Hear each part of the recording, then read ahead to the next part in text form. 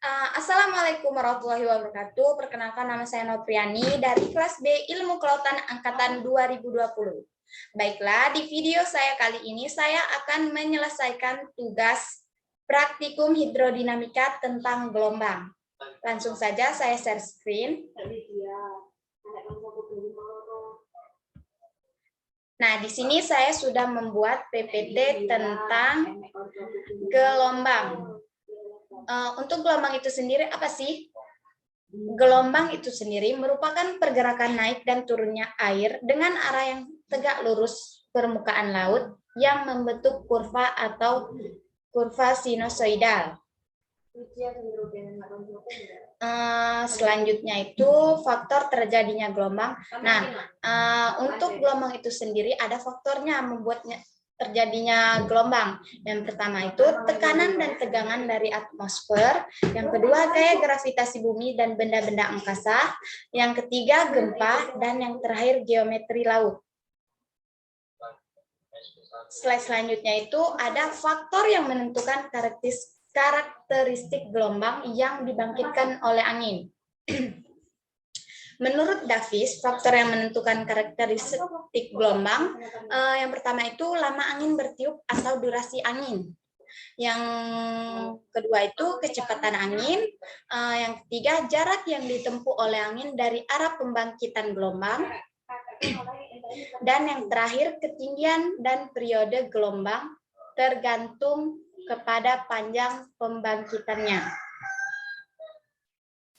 Selanjutnya ada macam-macam gelombang. Nah, untuk macam-macam gelombang laut itu sendiri ada dua macam. Yang pertama itu berdasarkan sifatnya dan berdasarkan ukurannya. Untuk berdasarkan sifatnya itu ada dua juga. Yang pertama, gelombang laut pembangun atau pembentuk pantai. Nah, untuk gelombang laut pembangun atau pembentuk pantai ini tuh adalah gelombang yang kecepatannya rendah dan tingginya juga rendah. Untuk gelombang laut perusak pantai itu adalah ketinggiannya cepat dan kecepatannya juga cepat. Untuk berdasarkan ukurannya itu ada dua juga, gelombang kapiler dan gelombang angin. Untuk gelombang kapiler itu adalah gelombang yang panjangnya sekitar 1,7 meter dan periodenya kurang dari 0,2 detik. Gelombang angin itu adalah gelombang yang panjangnya mencapai 130 meter dan periodenya 0,2 sampai 0,9 detik. Nah, di sini ada deformasi gelombang. Untuk deformasi gelombang itu sendiri adalah perubahan karakteristik gelombang seperti tinggi, periode, panjang, arah, dan sebagiannya akibat pengaruh perubahan kedalaman dasar laut. Kemiringan dasar laut yang tidak sejajar dengan arahnya datang gelombang, dan lain-lain. Deformasi gelombang yang sering dihadapi adalah gelombang pecah, swelling, difraksi, refraksi, dan refleksi gelombang. Untuk peranan gelombang itu sendiri ada 5. Nah, gelombang itu sendiri berarti mempunyai peranan. Yang pertama itu sebagai penentuan morfologi dan komposisi pantai, sebagai penentuan proses perencanaan dan desain pembangun pelabuhan, dan sebagai struktur pantai, selanjutnya sebagai alur pelayaran, dan yang terakhir sebagai proteksi pantai. Untuk manfaat gelombang itu sendiri, di sini saya sudah mendapatkan 4. Yang pertama itu menjaga kestabilan suhu dan iklim dunia. Melalui permukaan ombak terjadi pertukaran gas, meningkatkan kemampuan adaptasi dan keanekaragaman makhluk hidup. Dan yang terakhir itu bermanfaat sebagai membantu terbentuknya dan terjaganya pantai. Nah, untuk selanjutnya itu saya membuat jawaban dari pertanyaan masing-masing kelompok.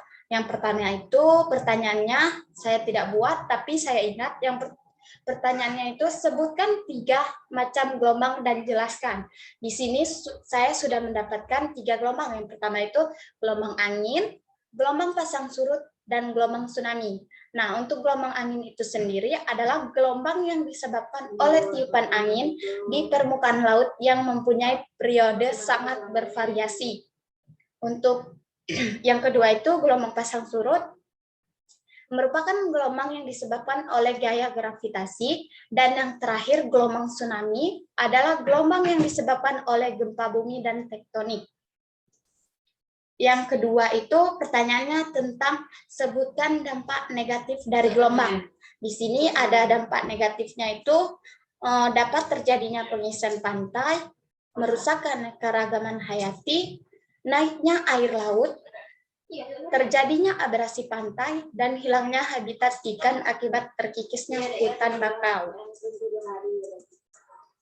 Nah, yang slide selanjutnya ini sebutkan perbedaan gelombang flowing, gelombang spilling, gelombang surfing, dan gelombang collapsing.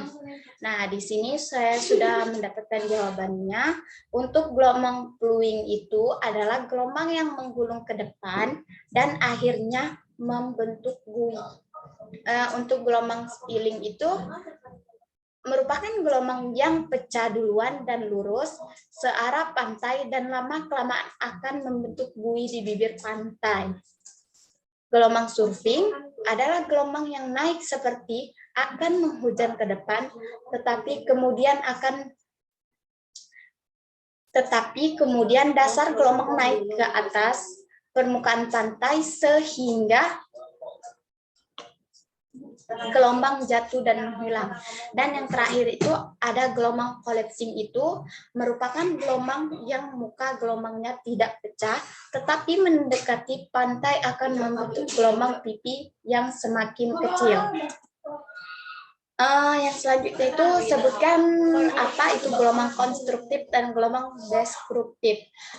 Untuk gelombang konstruktif itu backwash yang lebih lemah menyebabkan sedimen yang terbawa ke pantai tidak mampu terbawa kembali oleh aliran air untuk kembali ke laut. Sedimen tersebut terperangkap dan menumpuk sehingga membentuk struktur pantai. Inferensi konstruktif terjadi ketika gelombang bertemu masing-masing memiliki perpindahan ke arah yang sama. Untuk gelombang destruktif itu, sedimen yang berada di pantai lebih banyak terbawa oleh aliran air menuju ke laut. Nah, untuk slide selanjutnya, apa itu gelombang minor? Gelombang minor adalah gelombang yang sangat kecil yang terjadi. Berarti gelombang minor itu merupakan gelombang yang terjadinya itu kecil, tidak besar berarti gelombangnya, melainkan gelombang yang kecil arusnya atau pembentukan gelombangnya itu kecil. Oh, sudah. Mungkin hanya itu saja yang dapat saya jelaskan dari materi gelombang ini. Saya stop dulu. Terima kasih. Apabila ada yang salah dan kurang, saya mohon maaf. Akhir kata, wabillahi taufiq wal hidayah. Wassalamualaikum warahmatullahi wabarakatuh. Waalaikumsalam warahmatullahi wabarakatuh. Baru buku lagi.